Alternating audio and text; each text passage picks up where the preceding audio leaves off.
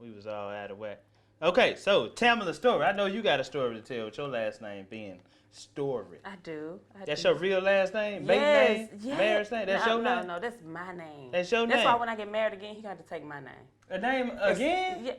Oh, what you mean again? When I get married again. Oh, you kept your own name, huh? No, I'm going to. He gonna have to take my name. He gonna have to have a dope last name or take mine. That's dope. Story. I know you got an you. interesting story to tell. Yes, absolutely. Thanks for tuning in. Hey, y'all, this is another episode of the 38114 show. I'm comedian Ambrose, and we got another special guest in the house today. And she's from the Orange Mound area. Welcome to the show, Miss Tamela Story. Thank you. Thank you for having me. Yeah. Let everybody know where it all started off at for Miss Tamela Story. So I claim Orange Mound. I really do. 38114. That's good. Hold on, we got to make some noise for 38114. For the 38114. That's right. I love Orange Mound. My heart is in Orange Mound. We grew up. I would say grew up. My grandma lived off Cellar Street. Okay. She also lived off Bunn, where we have our resource center. That's right. Yeah, that's right on par. Yeah. So spending every weekend, every summer with grandma. Mm-hmm. I mean, it's so much love Orange Mound. So I will forever claim Orange Mound. We moved to East Memphis, but I forever claim. Shout out to East Memphis though. Shout out to East Memphis. 38125 Germantown, 38141. Shout out to y'all too. She moved out there later on. You know later on. So what school did you go to? So I went to Kirby High. Yeah, all the way from Orange Mound? Look, I told you, I claim Orange Mound. We lived in East Y'all was using somebody's address. No, we lived out there. We lived out there. Using your cousin's address. I mean, hey, sometimes you got to do what you got to do. That's right. So you ain't want to go to, what school is it, Orange Mound? Melrose. You ain't want to go to Melrose? Yes, I begged to go to Melrose. Oh, for real? I begged to go. Your mama said no? She didn't want me at Kirby.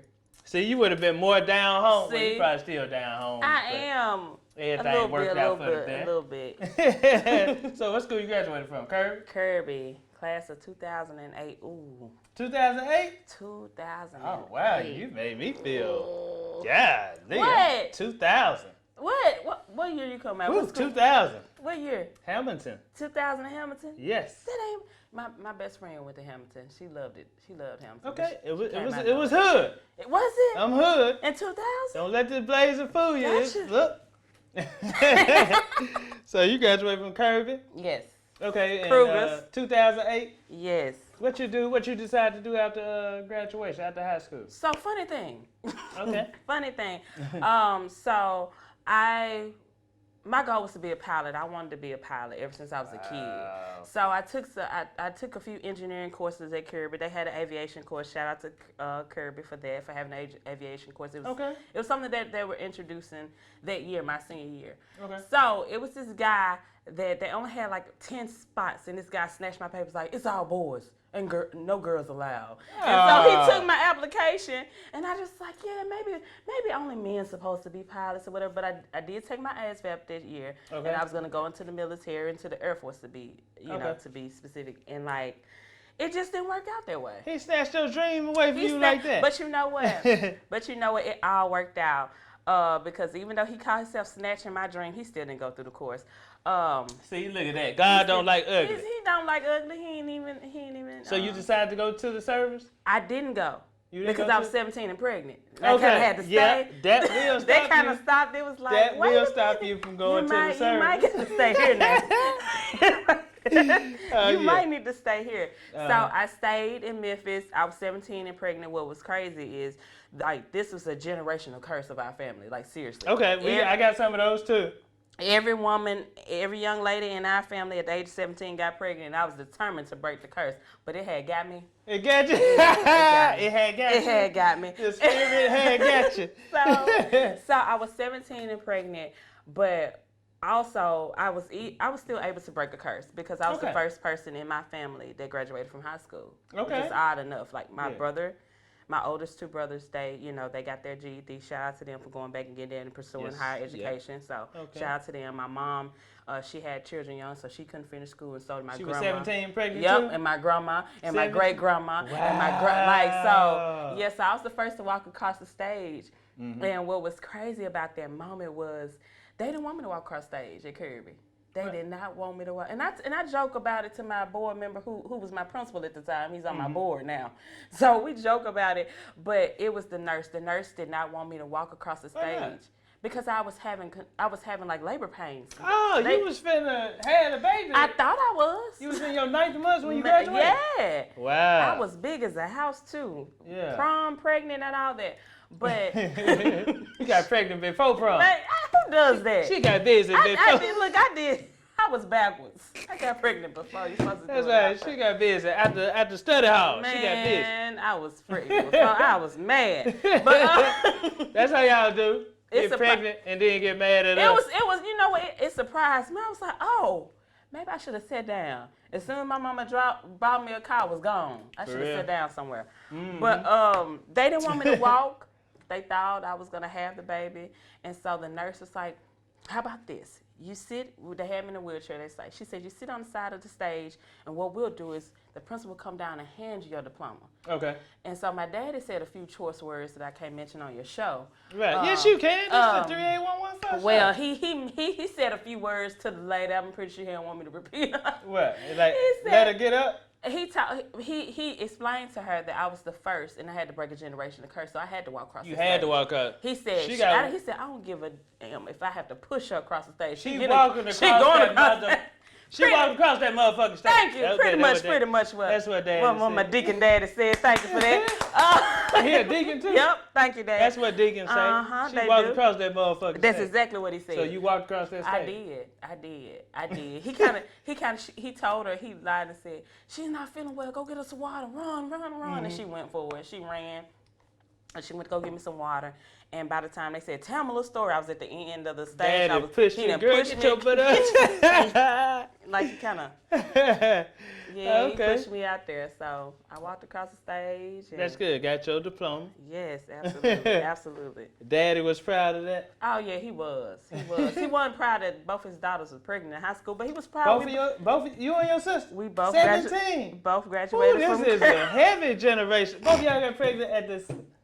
Yes. You know what? That's my mom. I grew up in a house with 2 sisters. Uh-huh. That's why I joke about women all the time. I grew up in a house with all women. I was like, you know what's no what's. Yeah, my mama used to tell her, all right, y'all have a baby you want to. I ain't watching no damn kids. Mm-hmm. And I'll be damn. My older sister got pregnant first. Mm-hmm. And my other sister got pregnant 6 months after her. My first niece and nephew like 6 months apart. And guess who watched them kids? I did. Really? How old were you? While they went to work at McDonald's, I watched the kids. See, my brothers weren't watching kids. I got 5 of them. They weren't watching kids. For real? 5 whole brothers. I'm the only girl. Well, my sister, my dad is. They used to bring me home McDonald's. So that was your pay. I used to get cheeseburgers and remember the McDonald's cookies that used to be in a box? Ooh. See, I used to work at McDonald's, so I already know. For real? Ah, yeah, that's my first job. Pretty much about the only job you get around 16, 17. All the pregnant women that was 16, 17. That's McDonald's. We all worked at That's the hub for young girls. Shout out to Mickey D's. Shout out to McDonald's. Thank you. So graduated, walked across that stage. Yes. Now you got a baby. A whole child. You a mama now. A whole man child. Mama. I had to grow up. At 17. Yeah, we all did. So what's on your mind right now? When you're 17, got a mom, you're like, what am I gonna do?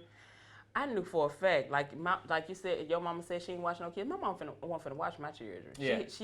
She raised 6 of her own. I knew she wasn't finna watch my baby. So I moved out when I was 18. I got 2 jobs. I was going to I was training for the police academy. Okay. I was like, I'll be a cop now. Whatever. You're like a mean old police lady too. Thank you. Yeah, that police lady be mean. Thank you. I appreciate it. So you got 2 jobs and moved out? I got 2 jobs and moved out. Did that? Yep. Did on your own? On my own. Ain't looked back since. My mom didn't help me move. She didn't pay for nothing. She was just like, oh, okay. Yeah, what daddy say? My dad didn't know I moved out until I was in my own place. See, that's how they do it, Dad. They don't let us know nothing. Nothing at all. Nothing at all. Because my daddy, he's very logical, and sometimes which men are. I know, but sometimes you got to just step out there on faith. You can't just like he's a numbers guy. He's very logical. Everything has to make sense. He likes to think everything step by step. No, that's not me. Yeah, everything has to be perfectly. He's very strategic. You know, like when they have the movies and on the movies and they sit there and all the numbers just be somebody talking, the numbers just be, that's my dad. That's your He's dad. like, they don't add up. So, so I had to show him, like, even though it may not add up to you, it makes sense to me, and I did it. And okay. So you training for the police course?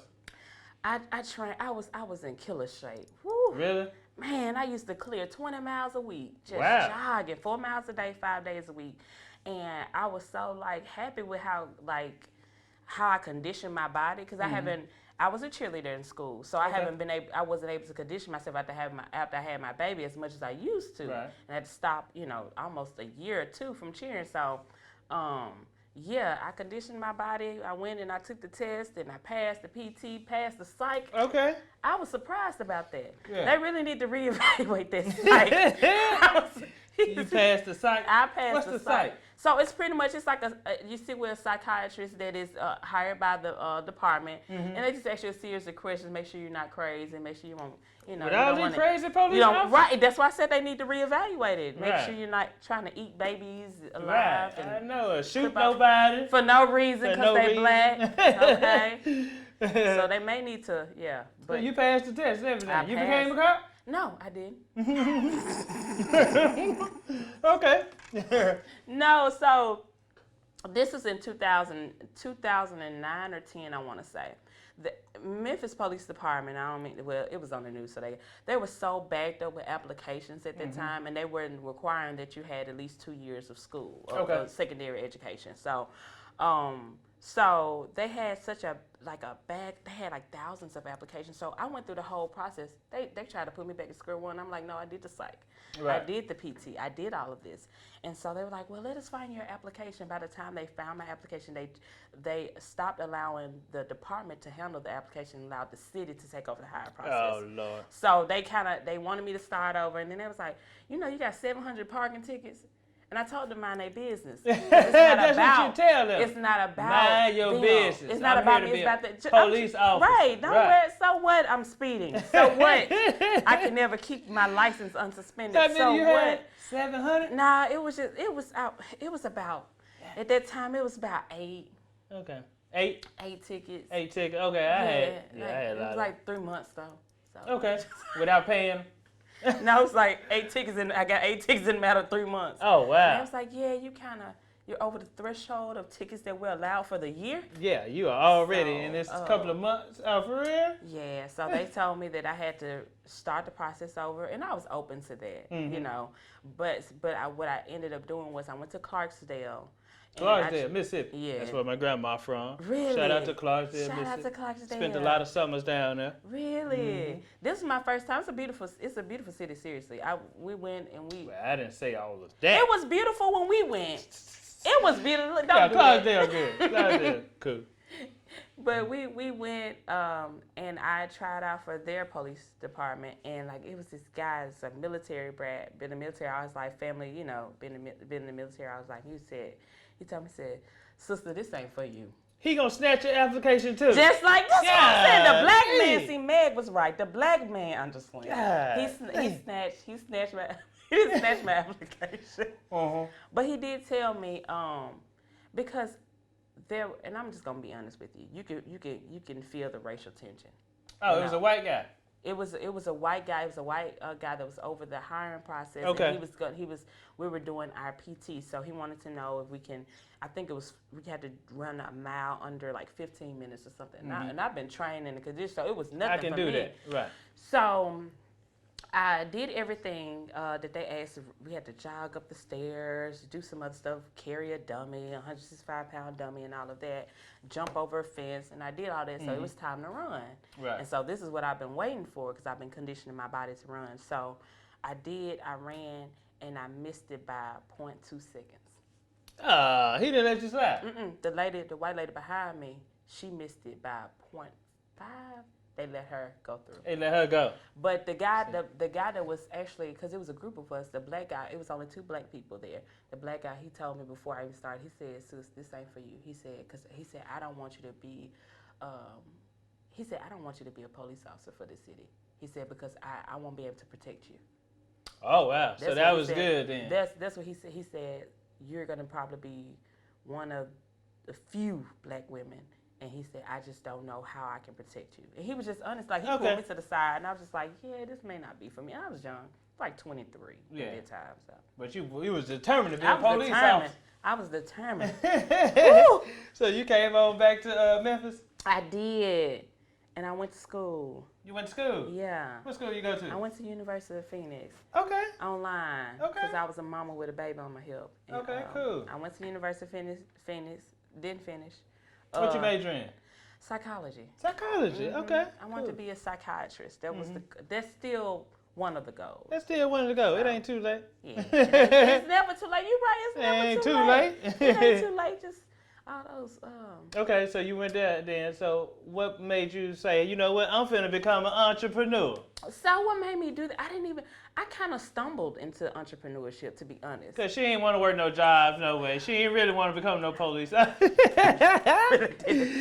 what she wanted to do. But you know what? If you want to be an officer, you really have to be passionate about it. Like, seriously, I was passionate about the paycheck. Oh, that's what you wanted? I wanted to pay. I wanted to protect and serve. But how much money did they make back in 2000? I was young. I was 23. Oh, okay. So you could have gave me $15, and I would have just been like, I'm rich. How much was the pay back then? Oh, don't get me to start lying. But it was around that. I forgot.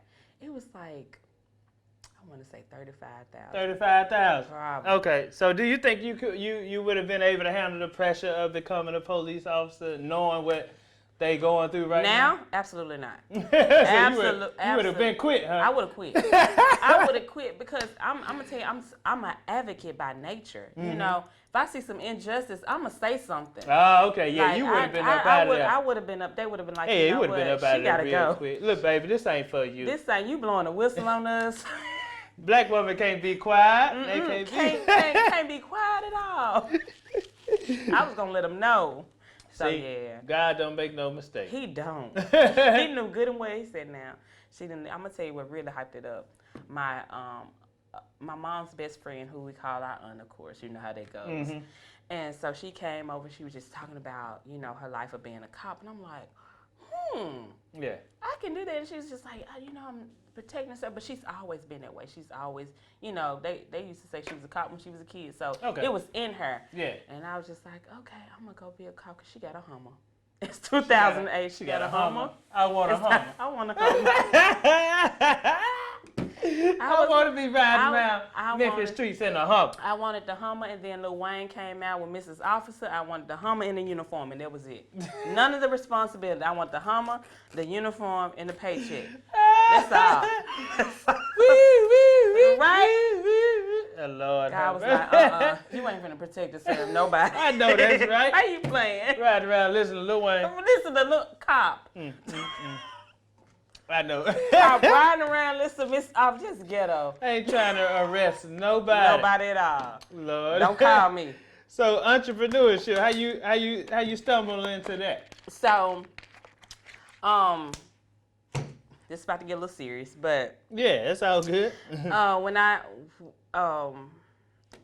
went on this like a fast, right? Like a 30-day fast, because I was like, I want to find my purpose in life. Like, I was getting older to where I'm like, okay, I'm here for a reason, a divine reason. So I need to figure out what my work that I have to finish while I'm here, you know? Right. And so I was dealing with like trauma for my child, because I have a nonprofit store, Safe Haven, and it was literally built at this time, and I had to go through counseling to get to this point. It was built on my trauma.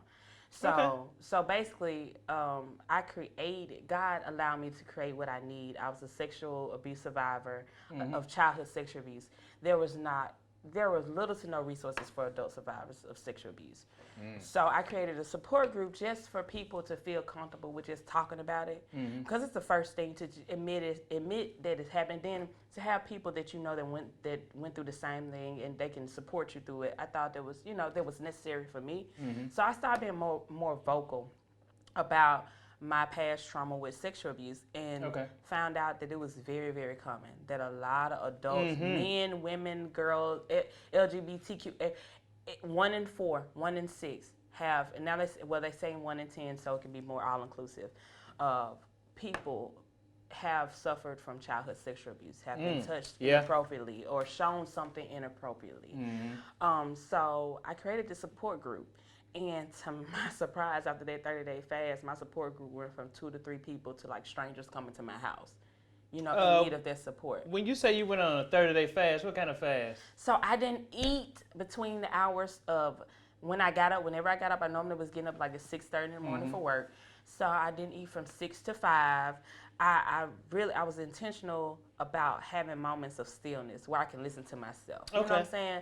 So I did that, and a friend of mine went along. Of course, I incorporated prayer, and I kept this notebook beside my bed every night. And like I would literally wake up 2, 3 o'clock in the morning, and just jot down stuff and go. Like literally, God was giving me the blueprint to Story Safe Haven. Okay.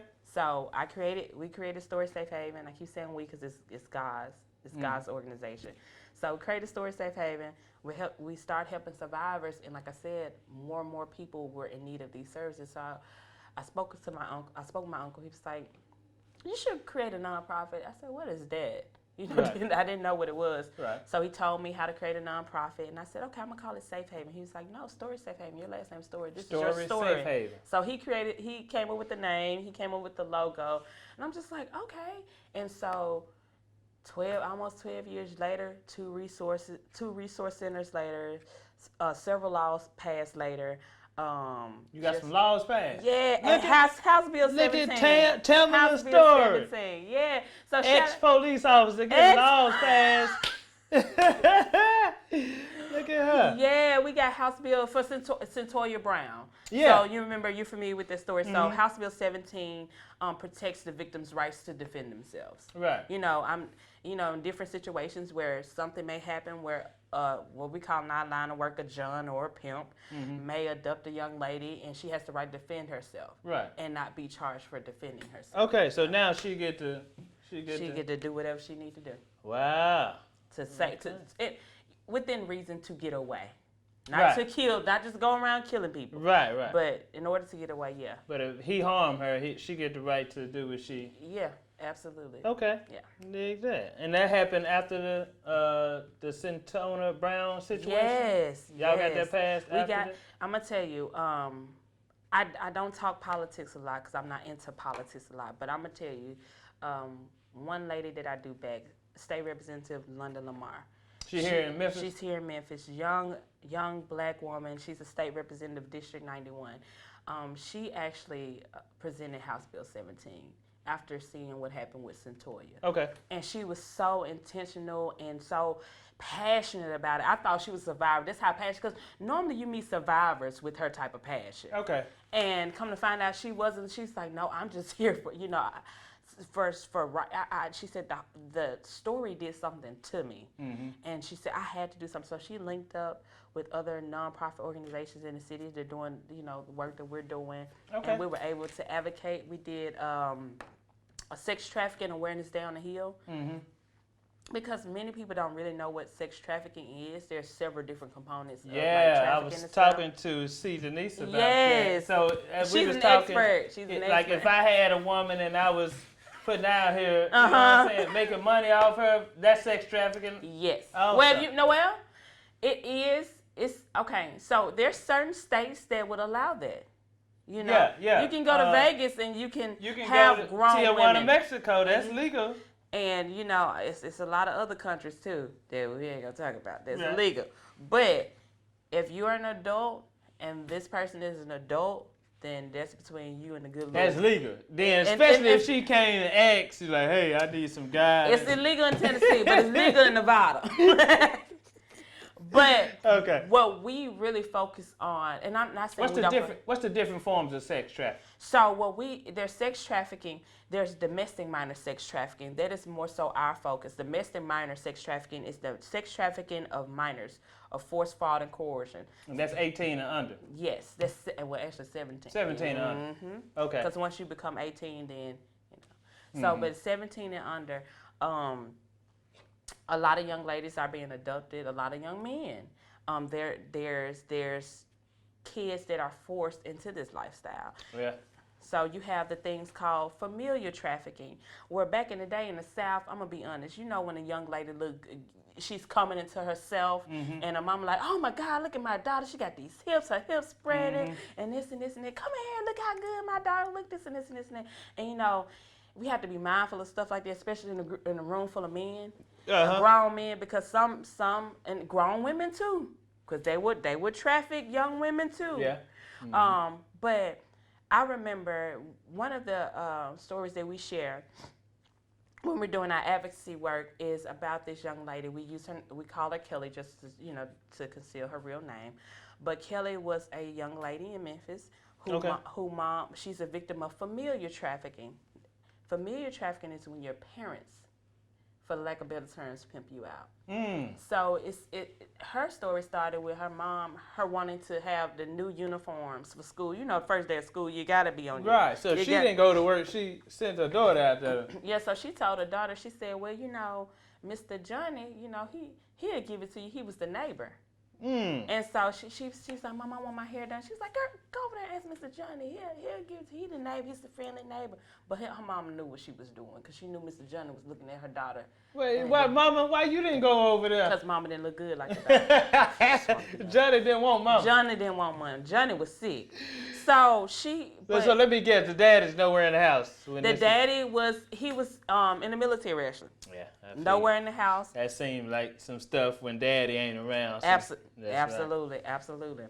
Wow. So that's familiar sex trafficking. Familiar. So she told her to go talk to Mr. Johnny. Mr. Johnny bought the hair, bought the clothes, and then Mr. Johnny asked for something in return that the young lady did not know. You know, she's been an innocent young lady. My mama told me that Mr. Johnny, I can trust my mama, I can trust Mr. Johnny.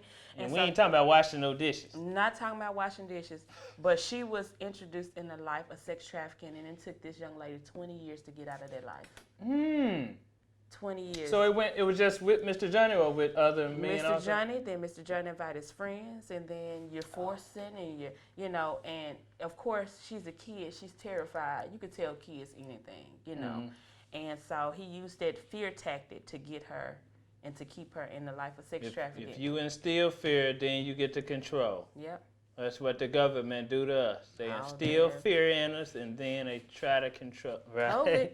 Right. So, okay, familiar sex trafficking. That's one. What's another? So I'm sorry. There's different types of trafficking. Okay. Sex trafficking, domestic servitude. So domestic servitude is, they call them, for lack of better terms, they're mail order brides. I heard about that, and I was thinking about you go over there and getting paid for you a woman, and you bring her back. Yeah, and some men don't use those mail order brides for sex. They use them for domestic servitude, cleaning, cooking, and all of that stuff. We had cases where men used her to clean, cook, and to like enslave her. And women too. Women do this too. They go get a man from over there and work the man. Wow. Domestic servitude. So you have sex trafficking, you have domestic servitude, and you have labor trafficking, where you people that don't have their citizenship, you kind of use that to make them do labor for you and don't pay them little to nothing and stuff. So that is a form of trafficking. Oh, really? I didn't know that. Yep. So it's 3 different forms. Sex trafficking just gets more people are more familiar with sex trafficking. Okay, so you got 2 centers? Yes. Here in Memphis? Yes. That nobody even know that. Story and Safe Haven. You got 2 centers. We got 2 centers. Our headquarters in Orange Mound, our Button. It's right next to Old Salem Baptist Church. It's called Story Safe Haven? And it's what street? What's the address to it? It is 364 Button. And we do most of our advocacy work there. In your hood? In my hood. Where you from? Where I'm from, where I love, where my heart is. That's good. Seriously. I need to buy me a house in Orange Mound. Like, seriously, I love Orange Mound. That's good. So people can just come there? So right now, we are renovating the space. Okay. The gym is still open. So what we've been doing, because there's so grant funding is so hard to get most of the times. And so what I've been doing is like doing fundraisers here and there, and just as we go renovating the space. We were able to fully complete the gym. Thank goodness. Cool. Thank God for that. But the kids love it. We did a free summer camp last year. Okay. And we had 21 kids. Most of them were boys. We had about three girls, but most of them were boys. And when I tell you, those kids were there before I got there. And are these kids that was victim of? No, there's just kids in the Orange Mountain, kids okay. in the neighborhood. What I noticed, so what we try to do, there's a term in our line of work they call latchkey kids. Mm-hmm. So these are the kids that parents are at work, and when they get home, they can be, as young as 5. We didn't see kids as young as about 5 or 6, school age kids. They have to walk from the bus, get dropped off, walk home. Mom is still at work. She don't get off to 5. Dinner's in a microwave. It's Story Safe Haven. That's somewhere so they can go. Be safe. Okay. Yeah. Okay. Yeah. Okay. So we try to, because most of the predators, they watch for that. Mm-hmm. They watch for those latchkey kids, and so this would be a safe. So we created a safe environment for the kids to go. Because I was just driving down the street one day, and I'm like, it's Wednesday.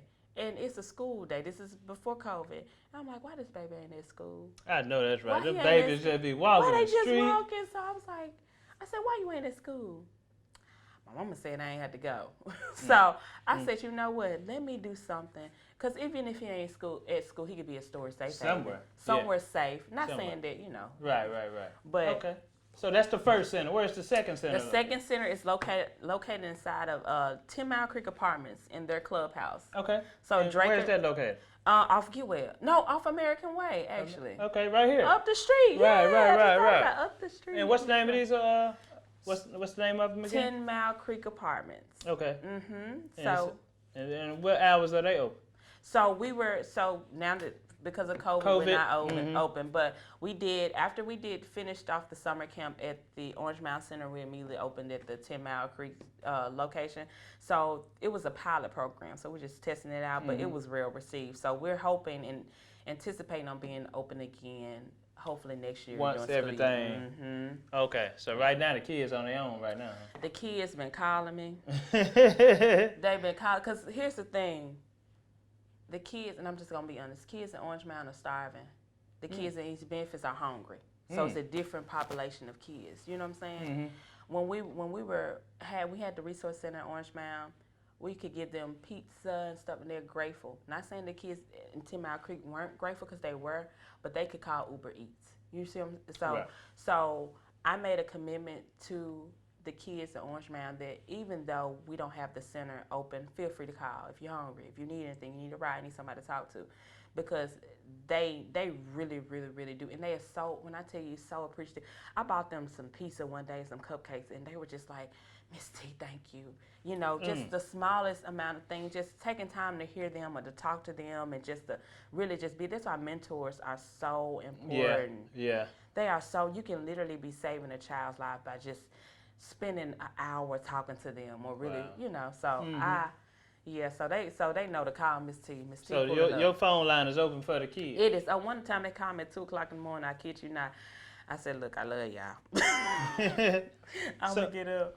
So that's good. So COVID pretty much closed the centers down for right now. Yeah, the physical centers. Physical. Down, but we still operate. If they call and need something, y'all bringing it to them and everything. Absolutely. How many kids y'all say y'all got? So we have 21 in 21 in Orange Mound, and then we had 18 in East Memphis at the 10 Mile Creek Apartments. And is somebody helping you with all this? So look, here's the thing.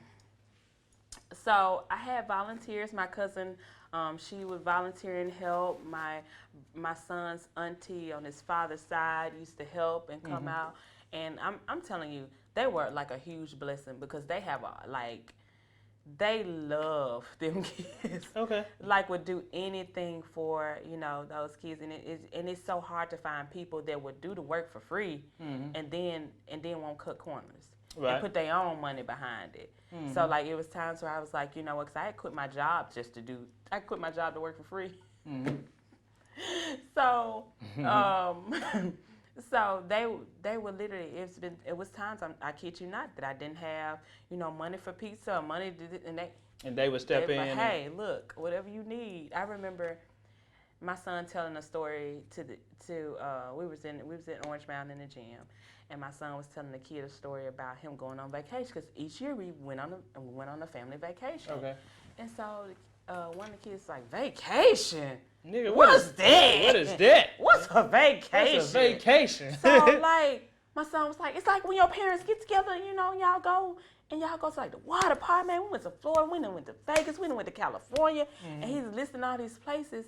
And like I see like the kids kind of looking sad a little bit. And I'm like, calm down, son. I'm like, hey, shh, you know? And so I was like, how about this, y'all? We're going to go on a vacation. I ain't have a dime, but I just knew in faith. You took the kids? We took the kids. Where y'all go?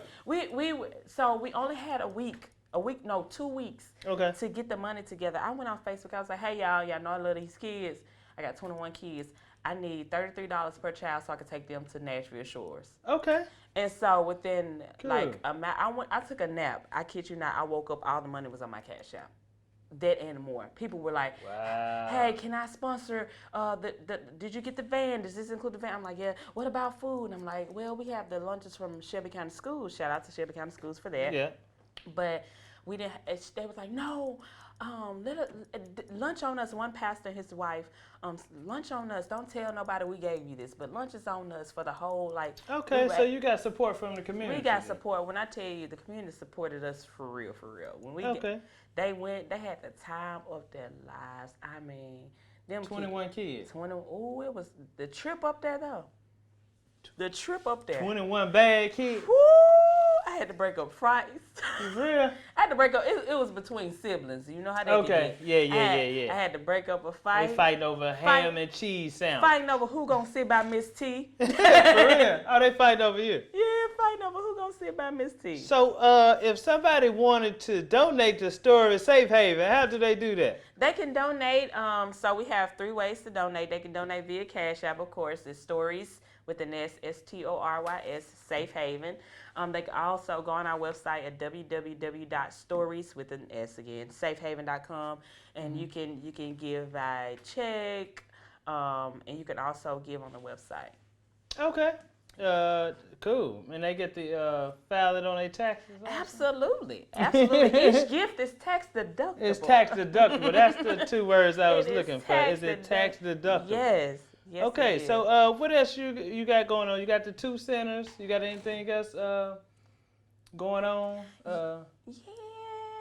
So the earlier part of this year, I did something crazy. I became an inventor.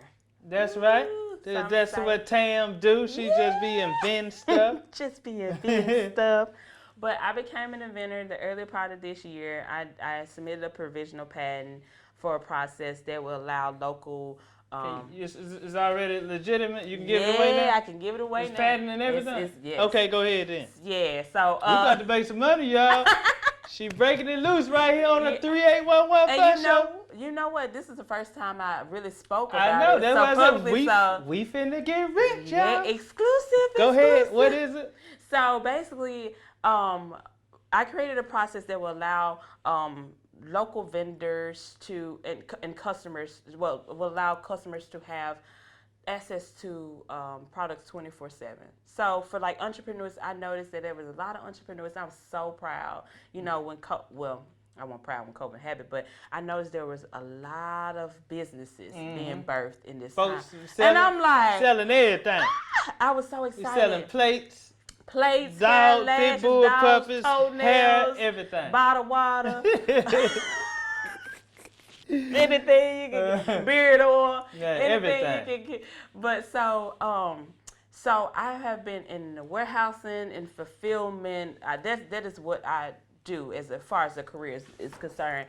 And so I decided to create a process where your customers will have 24 access to your products. 24 hours? 24/7. I can if you're selling candles, I can order your candle at 2:30 a.m. If you're selling eyelashes, I can order your eyelashes at 1 a.m. So you will have, so what it is, vendors will purchase space in our fulfillment center, our warehouse, and what we'll do, we'll pick, package, ship. We handle all your customer service. So we handle everything. Whether your total fulfillment, we deliver. So for instance, if you are a entrepreneur and you sell clothes, and you don't want the clothes being shipped to your house, and you have to sort it and figure out all these orders, what you do is you subscribe to our service. we keep your vendor concealed. Your vendor actually ship your product to our fulfillment center. We sort, pick, ship, and we have a standard operation procedures, which is your SOP of how you run your business. So with your returns, refunds, and everything, we'll handle it as if you were there. That's dope. What's the name of that? So it's your fulfillment solutions LLC. What we're really pushing is this. It's beauty at your doorstep, which is for the beauty product parts of it. So you can, if you anything like me, you can't see without your eyelashes. Right. You cannot see. I can't see. You without can get eyelashes. You can get eyelashes. Yes. You can get hair. You can get clothes. Anything that you would normally get at your local beauty supply store, they are one of our. If they're one of our vendors, you can get it. Okay. Cool. Yeah. They got a web. Y'all got the website up? Yes. So it's shop V as in Victor, B as in Bob, S as in Sam.com. So Shop VB. Shop VBS. ShopVBS.com. And that's where they can go and register their business if they want to utilize y'all service. Absolutely. That's cool. How long y'all been up and running? So we did our soft launch on 8/28. We've been literally working since 8/28 last month. Oh, y'all just started. We just started. Okay. We've been doing we officially started in April the 21st, but we let the public know 8/28. I was kind of hesitant. Why? Because it wasn't perfect. Okay. You know, it wasn't, but I'm learning to do things afraid. Even you can learn on the fly.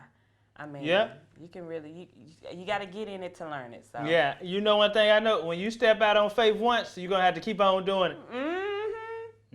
You are. You're going to have to keep on doing it. It's scary, but it's worth it. You're going to have to keep on doing it. It's worth it. Each level, you're going to have to keep on. So shopvbs.com. Yes. Shopvbs.com. Yes. That's cool. That's cool. Let everybody know your social media info, everything. Where the kids can contact you at. You gonna give them your number? All the South Memphis kids call you. Look, call me. Speak to Tam. And you know what? They probably gave my number out. Cause one of the kids out in the room, they probably look. They already know that if they call. Cause we do. And another thing we do with Storage Safe Haven, we were given the opportunity to create distribution hubs in the city for food, but more so for tissue and paper towels. Even during a global pandemic, our partners were able to give away $210,000 worth of tissue. That is 3 full during the pandemic. During the pandemic, when they could have sold their tissue and made. Right. They gave us $210,000 worth of tissue. That is 3 truckloads, equivalent to 48 pallets. Of tissue that y'all gave away to families. That we gave. So we have different hubs in the city. We partner with local churches, local nonprofit organizations, people that we know that are actually doing the work in the community. What we call the foot soldiers. Right. So we partner with them and we give out tissue each month. We give out food each month. So they know, Miss T. If they call Miss T, probably got something in the garage, and I'm about to come and get it to you. Right. That's cool. So social media, where can they find you? Social media, you can find me on Facebook at Tamela Story. You can find me on Instagram at Tamela _ story. And that's all I got, Facebook and Instagram. And the website to the company, shopvbs.com. Yes. And the website to the nonprofit is stories with an S, safehaven.com. Okay. .org. All right. You know what? Y'all make sure y'all like and subscribe on YouTube. We got more positive, influential people coming to the show. Yeah. Let me shout out my stuff. This is my comedy special right here. That's my son.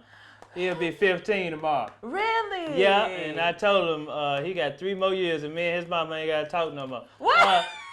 Yeah. It's on a 1 gigabyte USB drive. It's 35 minutes of stand-up on here and a 15-minute documentary. Y'all can get that at comedianambrose.com. And then I got my immortal herbs. This is how I've been taking care of myself during the pandemic. This is Seamoss and burdock root tincture. Oh, wow. So what you do is take the 2 herbs and let them soak in 80 proof vodka for 6 weeks. And then after that, you drain the herbs off. And what the alcohol do is extract all the minerals out of the herbs, and that's what you got, and you take it sublingually under your tongue, and your salivary glands take it straight to your bloodstream, so it's instant.